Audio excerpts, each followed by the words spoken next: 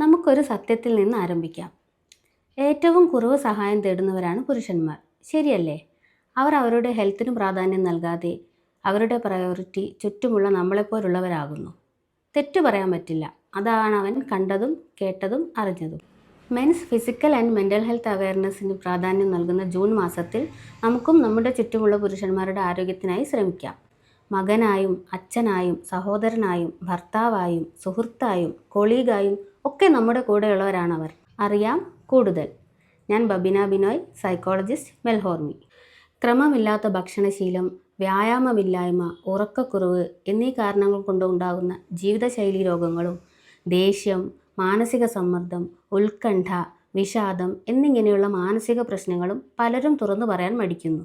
ആരോഗ്യം നിലനിർത്താനും തൊഴിൽക്ഷമത കൂട്ടാനും മദ്യവും മറ്റു ലഹരി പദാർത്ഥങ്ങളുടെ ഉപയോഗങ്ങൾ ഒഴിവാക്കാനും ഹെൽത്തി റിലേഷൻഷിപ്പ് മെയിൻറ്റെയിൻ ചെയ്യാനും ആത്മഹത്യാ നിരക്ക് കുറയ്ക്കാനും ഇത്തരം ശാരീരികവും മാനസികവുമായ പ്രശ്നങ്ങൾക്ക് സഹായം തേടുന്നത് അത്യാവശ്യമാണെന്ന ബോധം സമൂഹത്തിലെത്തിക്കാനും നമുക്ക് ഒരുമിക്കാം.